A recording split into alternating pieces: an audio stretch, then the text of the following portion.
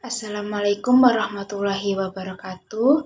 Sebelumnya, perkenalkan nama saya Devika Putri Nabila dengan NIM 230810509 dari program studi psikologi. Pada kesempatan ini saya akan mempresentasikan proposal penelitian saya yang berjudul Pengaruh Pelatihan Efikasi Diri secara Luring untuk mengurangi stres akademik pada mahasiswa. Baik, di sini saya akan menjelaskan latar belakang dari penelitian saya. Penelitian ini dilatar belakangi oleh kondisi mahasiswa yang berada pada fase dewasa awal. Pada fase ini, mahasiswa dihadapkan pada berbagai tuntutan akademik, mulai dari tugas, ujian, manajemen waktu, hingga penyesuaian diri dengan lingkungan perkuliahan. Apabila tuntutan tersebut dirasakan terlalu berat dan tidak mampu dikelola dengan baik, maka dapat memunculkan stres akademik. Baik, di sini saya masih akan menjelaskan tentang latar belakang. Salah satu faktor yang berperan dalam munculnya stres akademik adalah efikasi diri. Efikasi diri merupakan keyakinan seseorang terhadap kemampuan dalam menghadapi dan menyelesaikan suatu tantangan. Mahasiswa yang memiliki efikasi diri tinggi biasanya lebih yakin terhadap kemampuan dirinya sehingga lebih mampu menghadapi tekanan akademik. Sebaliknya, mahasiswa dengan efikasi diri yang rendah cenderung lebih mudah merasa tertekan. Oleh karena itu, penelitian ini menawarkan pelatihan efikasi diri sebagai salah satu upaya untuk membantu mengurangi stres akademik. Nah, berdasarkan latar belakang yang sudah saya jelaskan tadi, penelitian ini memiliki dua rumusan masalah. Yang pertama, apakah pelatihan efikasi diri secara luring berpengaruh terhadap penurunan stres akademik pada mahasiswa? Kemudian yang kedua, apakah terdapat perbedaan tingkat stres akademik antara mahasiswa yang mengikuti pelatihan efikasi diri dengan mahasiswa yang tidak mengikuti pelatihan? Selanjutnya di sini ada tujuan penelitian. Nah, tujuan penelitian itu tuh sejalan dengan rumusan masalah tersebut. Peneliti ini bertujuan untuk mengetahui apakah pelatihan efikasi diri secara luring mampu mengurangi stres akademik pada mahasiswa. Selain itu, penelitian ini juga bertujuan untuk mengetahui perbedaan tingkat stres akademik antara kelompok eksperimen yang mendapatkan pelatihan dengan kelompok kontrol yang tidak mendapatkan pelatihan. Baik, di sini selanjutnya ada manfaat penelitian. Penelitian ini diharapkan dapat memberikan manfaat baik secara teoritis maupun praktis. Secara teoritis, hasil penelitian diharapkan dapat menambah kajian dalam bidang psikologi, khususnya mengenai efikasi diri dan stres akademik. Kemudian yang kedua, secara praktis. Nah, penelitian ini diharapkan dapat menjadi referensi bagi mahasiswa, konselor, psikolog, maupun perguruan tinggi dalam menyusun program untuk membantu mahasiswa mengelola stres akademik. Baik, di sini saya akan menjelaskan pada bagian bab 2. Selanjutnya saya akan masuk ke bagian tinjauan pustaka. Nah, pada bagian ini saya akan membahas beberapa teori yang menjadi landasan dalam penelitian, yaitu teori mengenai stres akademik, pelatihan, self-efikasi, serta teori mengenai mahasiswa. Nah, teori-teori inilah yang menjadi dasar dalam menjelaskan hubungan antara variabel penelitian. Nah, selanjutnya di sini saya akan menjelaskan mengenai definisi stres akademik. Nah, teori pertama yang akan saya bahas dalam stres akademik merupakan kondisi ketika mahasiswa mengalami tekanan akibat berbagai tuntutan selama menjalani proses perkuliahan seperti tugas, ujian, pengelolaan waktu, maupun penyelesaian tugas akhir. Pada slide ini dijelaskan tentang aspek-aspek stres akademik. Nah, dalam penelitian ini stres akademik memiliki 4 aspek menurut Roptam. Nah, pada aspek yang pertama ini tuh ada aspek kognitif. Aspek kognitif ini tuh merupakan contohnya seperti sulit berkonsentrasi atau mudah lupa. Nah, aspek yang kedua itu ada aspek afektif yang ditandai dengan munculnya rasa cemas, sedih, atau mudah marah. Kemudian aspek yang ketiga itu ada fisiologis seperti sakit kepala dan gangguan tidur. Dan yang terakhir adalah aspek perilaku, misalnya menunda tugas ataupun menghindari lingkungan sosial. Nah, kemudian di sini juga dijelaskan tentang dimensi-dimensi tentang stres akademik. Selain memiliki aspek, stres juga memiliki 3 dimensi menurut Bede dan Gabriel. Kemudian pada dimensi yang pertama itu berkaitan dengan tugas dan ujian. Dan dimensi yang kedua itu berkaitan dengan ekspektasi akademik, baik dari orang tua, dosen, maupun diri sendiri. Sedangkan dimensi yang terakhir itu berkaitan dengan persepsi mahasiswa terhadap kemampuan akademiknya dan masa depan. Baik, pada slide ini saya akan membahas tentang faktor yang mempengaruhi stres akademik. Nah, faktor yang mempengaruhi stres akademik ini ada 2, yaitu internal dan eksternal. Nah, faktor internal yang mengakibatkan stres akademik itu ada 3. Yang pertama itu pola pikir. Pola pikir itu persepsi bahwa diri tidak mampu mengendalikan situasi, meningkatkan risiko stres. Kemudian yang kedua itu kepribadian. Mahasiswa yang optimis cenderung mengalami stres lebih rendah dibandingkan yang pesimis. Kemudian yang ketiga keyakinan diri. Itu tentang kepercayaan terhadap kemampuan diri mempengaruhi cara individu menghadapi tekanan akademik. Baik, selanjutnya saya akan menjelaskan pada bagian faktor eksternal yang mengakibatkan stres akademik.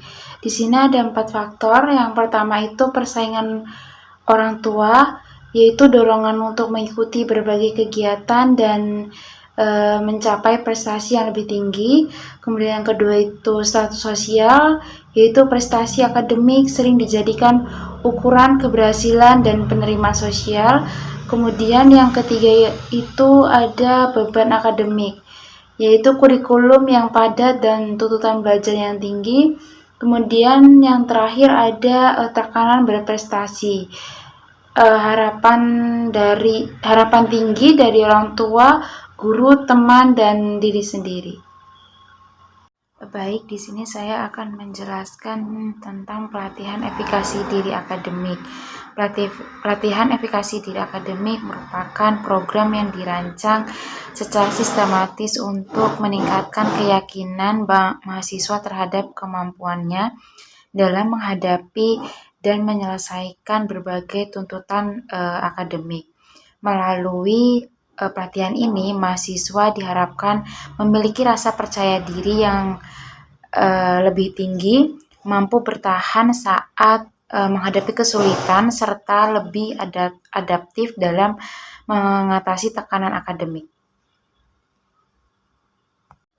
Kemudian saya lanjutkan pada tahapan dan metode pelatihan. Pelatihan dilaksanakan melalui 3 tahapan, yaitu tahap awal atau pemanasan, tahap inti pelatihan, dan tahap evaluasi, serta tindak lanjut.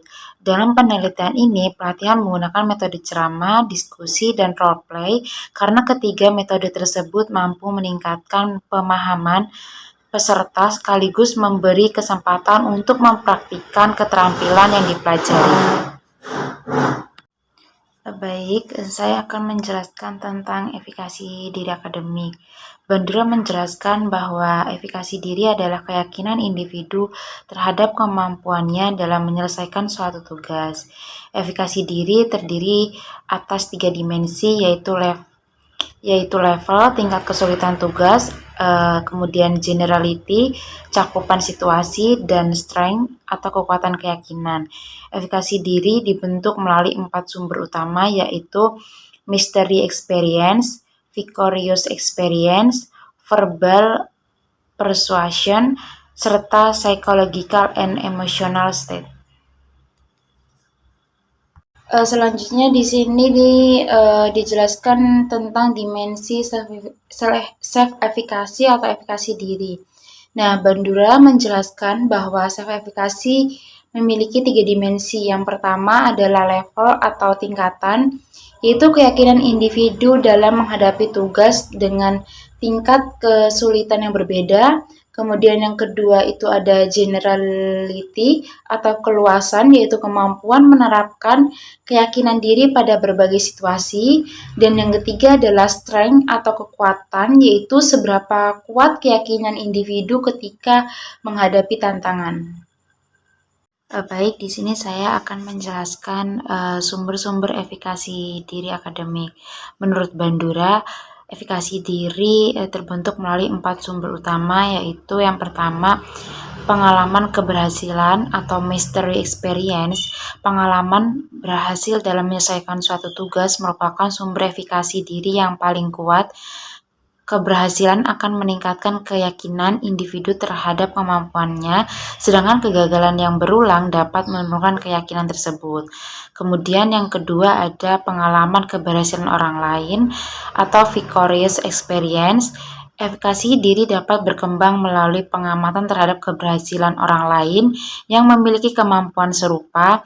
Keberhasilan model akan mendorong individu untuk percaya bahwa dirinya juga mampu mencapai hasil yang sama. Kemudian yang ketiga ada persuasi verbal atau verbal persuasion, dukungan, motivasi, serta umpan balik positif dari orang lain dapat meningkatkan keyakinan individu bahwa dirinya mampu menghadapi dan menyelesaikan berbagai tuntutan akademik.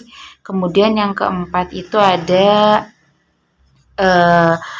kondisi fisiologis dan emosional atau psychological state and emotional arousal. Kondisi fisik dan emosi turut mempengaruhi efikasi diri. Individu yang mampu mengelola stres, kecemasan, dan emosinya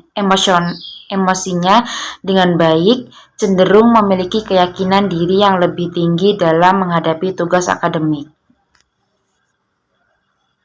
Baik, pada slide ini saya akan menjelaskan tentang definisi mahasiswa karena subjek dalam penelitian ini adalah seorang mahasiswa. Nah, mahasiswa ini dipilih karena mereka merupakan kelompok yang sering menghadapi berbagai tuntutan akademik, terlebih lagi mahasiswa semester akhir yang sedang menyelesaikan skripsi sehingga memiliki resiko lebih tinggi mengalami stres akademik. Baik, selanjutnya saya akan menjelaskan pengaruh pelatihan efikasi diri untuk menurunkan stres akademik. Menurut Bandura, individu yang memiliki efikasi diri yang tinggi cenderung memandang tuntutan akademik sebagai tantangan, bukan ancaman. Melalui pelatihan efikasi diri yang berfokus pada pengalaman keberhasilan, modeling, persuasi verbal, serta pengelolaan kondisi fisiologis dan emosional, mahasiswa diharapkan mampu meningkatkan keyakinan terhadap kemampuannya. Peningkatan efikasi diri tersebut akan membantu mahasiswa menggunakan strategi coping yang lebih adaptif sehingga tingkat stres akademik dapat menurun. Baik, di sini saya akan menjelaskan tentang hipotesis penelitian saya.